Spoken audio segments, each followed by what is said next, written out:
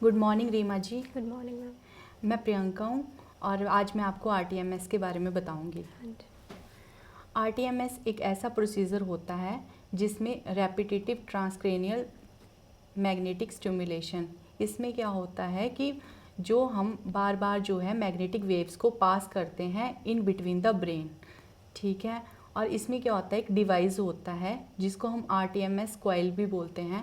इसमें क्या होता है, ये 8 शेप की होती है, जो नंबर 8 होता है उसकी शेप की होती है।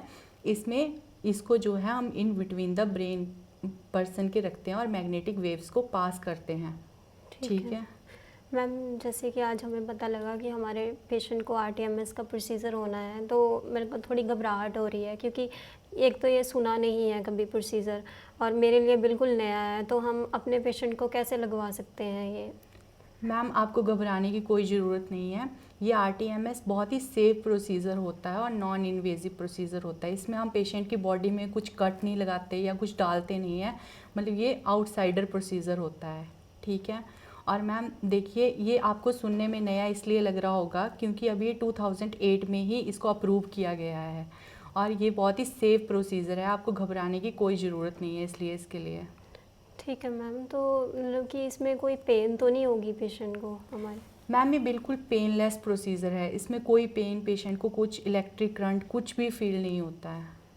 ठीक है मैम।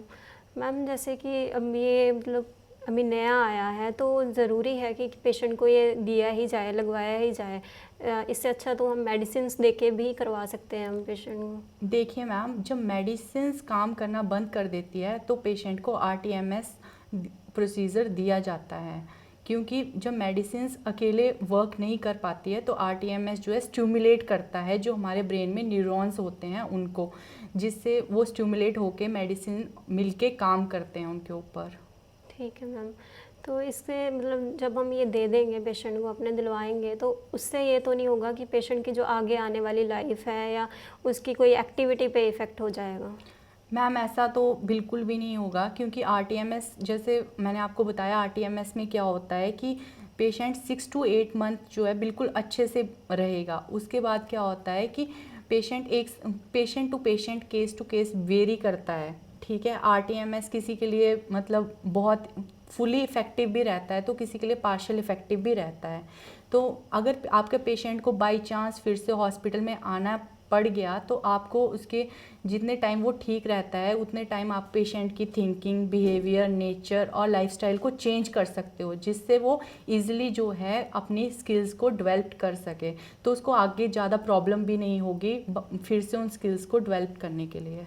ठीक है मैम, तो इससे मतलब कि हमें कोई पेशेंट को कोई परेशानी नहीं होगी आगे जाके? नहीं मैम, इससे कोई परेशानी नहीं होगी, बट आपको भी पेशेंट का ध्यान रखना पड़ेगा।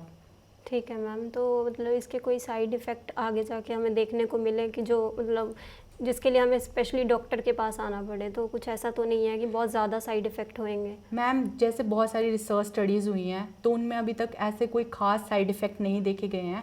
नॉर्मल हेडेक हो सकती है या मसल पेन हो सकती है पेशेंट को, या फिर कुछ पेशेंट्स को जो है टिंगलिंग सेंसेशन हो सकती है, लाइक ब्रेन में टिक टिक टिक की आवाज़ आ सकती है, जिसके लिए हम ईयरफोन्स या ईयर प्लग्स पेशेंट को प्रोवाइड करते हैं, जिससे जो है वो ईज़िली रिलीफ उनको महसूस हो जाए।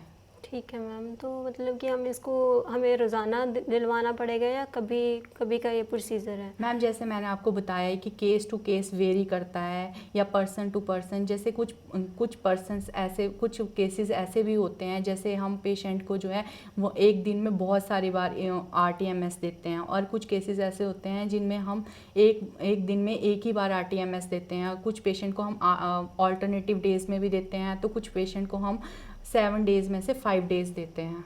ठीक है मैम, जैसे कि आपने अब बताया इसमें मैग्नेटिक वेव्स जो आपने बोला कि हम पास करते हैं, तो इससे ऐसा तो नहीं होगा कि जो हमारा पेशेंट है उसके ब्रेन में कोई डैमेज हो जाएगा कि या आगे जाके कुछ प्रॉब्लम आएंगी? मैम देखिए, इससे डैमेज कुछ नहीं होगा, क्योंकि इसमें क्या होता है कि हम मैग्नेटिक वेव सिर्फ स्टिमुलेट करती है जो ब्रेन के पार्ट्स होते हैं, वो उनके कोई इंजरी नहीं करेगी, कोई हार्म नहीं करेगी।